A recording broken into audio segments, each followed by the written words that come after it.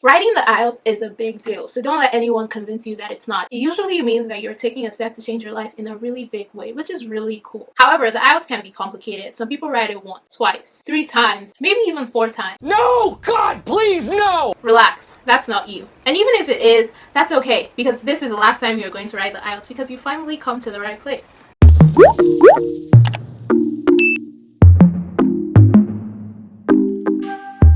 Hi, welcome to my channel. My name is Dami, and in this video I'm going to be helping you ace your IELTS with the help of a 7+ guaranteed writing structure. Started from the bottom, now we're here.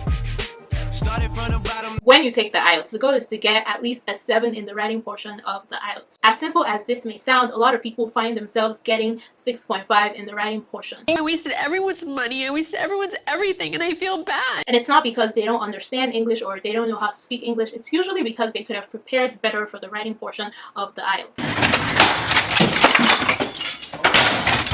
That's why in this video, I'm going to be helping you prepare for the IELTS so that you can get 7+ in the writing portion of the IELTS. So the first thing you need to do right now is subscribe to my channel. Frankly speaking, if you miss this step, I'm not sure you're going to be able to follow the rest. Just kidding, but make sure you subscribe to my channel. Next, I need you to pull out your most recent practice writing task. And if you don't have this, I'm going to need you to back up a little and go watch my last 2 videos on the IELTS. The first one will give you a little background into the IELTS, and the second one is where I provide you with free practice materials to get you started. Once you've done that, go ahead and answer task 1 and 2 of any practice writing questions that you have, and then pull that out, and we're going to be going through the structure, and I want you to try to match your writing to the structure I provide you with in this video. So usually the questions in the writing portion of the general exam usually include the first task, which is to write a letter, and the second task, which is to write an essay. The letter is usually simpler than the essay, so I recommend starting with the essay so that when you're done with the essay, you can now do the letter and then come back and read all of your things together. Now let's get into the structure of the writing exam, starting with task 2, which is usually the essay. Whatever the essay question is, the answer should be broken down into 4 parts: introduction, body paragraph 1, body paragraph 2, and a conclusion. I usually recommend sticking with 4 paragraphs for the essay portion of the writing exam,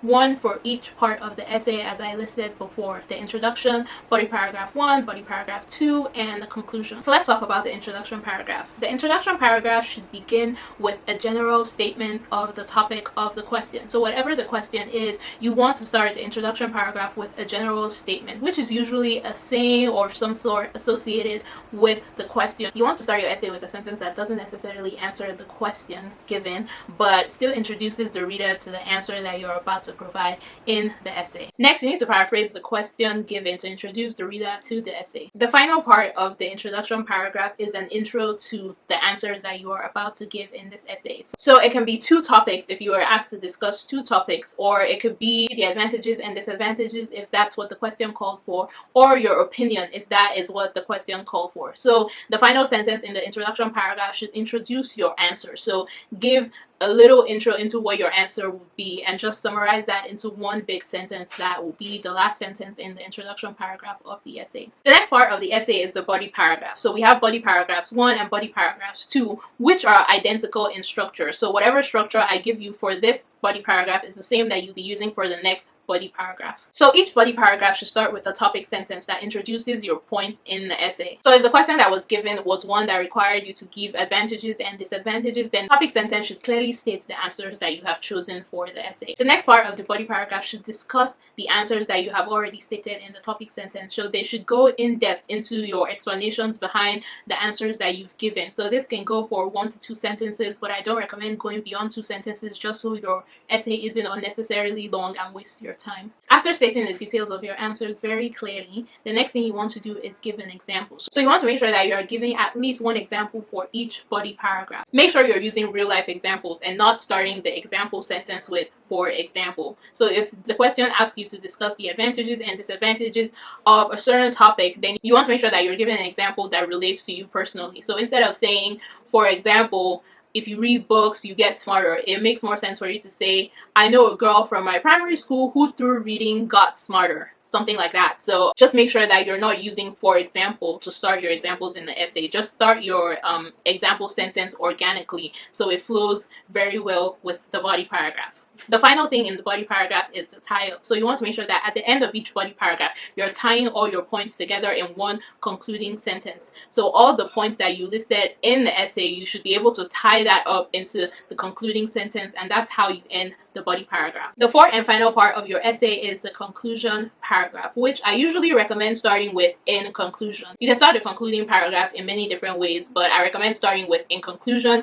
because it's easy to remember, and that way you know that you're using linking words to begin this paragraph, so it flows with the rest of your essay. The conclusion paragraph should summarize your body paragraph 1 and body paragraph 2. So you don't want to make this lengthy, so you want to make sure that you're summarizing body paragraph 1 and body paragraph 2 in no more than 2 sentences. And you don't want to use extensively long sentences, because the longer you write in the writing portion of the IELTS, the more time you waste on each question, and you don't want to do that because your time is obviously limited in the IELTS exams. So your conclusion should include body paragraph 1 and body paragraph 2. An easy way that you can do this is to use your topic sentence of the body paragraph 1 and your topic sentence of the body paragraph 2 in the concluding sentence, or you can use the conclusion statements of your body paragraph 1 and the conclusion statement of body paragraph 2 as the conclusion summary for both those paragraphs in the concluding paragraph. I don't know if that makes sense. I think I just jumbled words together.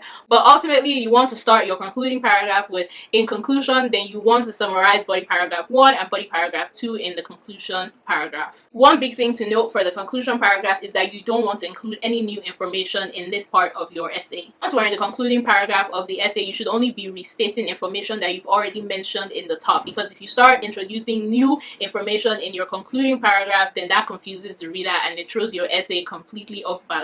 So you want to make sure that you are only tying up your essay in the concluding paragraph. So yeah, that's all of the things that you should really be trying to remember when you're working on your structure for writing your essay. Next, we're going to talk about the first task for the general writing, which is writing a letter. As usual, the letter begins with a greeting, which is usually dear sir or dear madam if it's a formal letter, dear Mr. or Mrs. if it's a semi-formal letter, or dear John or Mercy or whatever name is indicated in question if it's an informal letter. If you've watched my last few IELTS videos and you have those free practice materials that I gave out and you're not sure how to identify formal letter questions versus semi-formal letter questions or informal letter questions, I recommend getting this textbook. This is the Barron's IELTS textbook that I spoke about in my last few videos.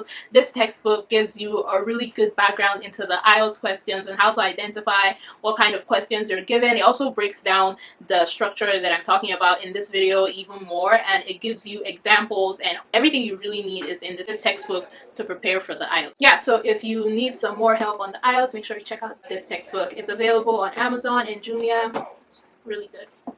So the first paragraph in the letter, whatever kind of letter it is, usually includes a greeting and the reason you're writing the letter. However, in a formal letter, you should just skip the greeting and go straight to why you are writing the letter. Depending on the case, in the semi-formal letter, you might not need a greeting as well, so make sure you check out that textbook to learn a bit more about that. The next few parts of the letter are usually indicated in the question. So if you've seen the practice materials that I gave in my last videos, then you know that the letter writing task is usually broken down into 2 to 3 bullet points. So each bullet point should get its own paragraph. So if the first bullet point indicates that you should explain who you are to the recipient of the letter, then you should explain who you are in one paragraph. So each bullet point should get its own paragraph. So bullet point 1 should be paragraph 2, bullet point 2 should be paragraph 3, bullet point 3 should be paragraph 4, and that's how it goes. So just make sure that you're giving each bullet point indicated in the question its own paragraph. Final paragraph in the letter is the ending, which is usually something like thank you for, or let me know if there's anything I can do. Basically just closing out the letter in general and wrapping up everything. You don't need to restate any statements like we did in the essay. Just make sure that your final paragraph of the letter concludes your letter by either asking for additional information or thanking the recipient for their help, or basically something that ties up the letter.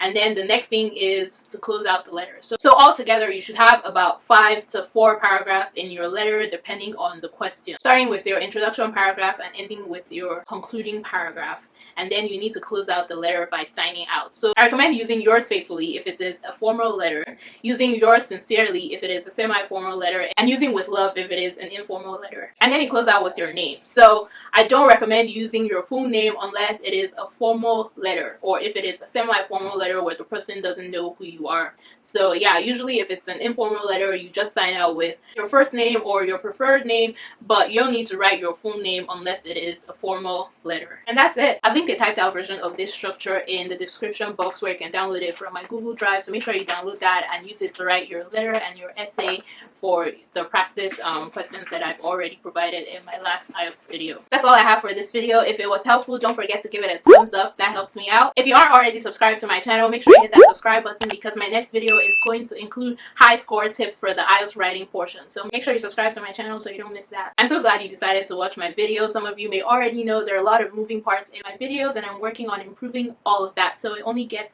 better from here. I can't wait to see you in the next video, so make sure you subscribe to my channel, stay safe, and I will see you soon. Bye!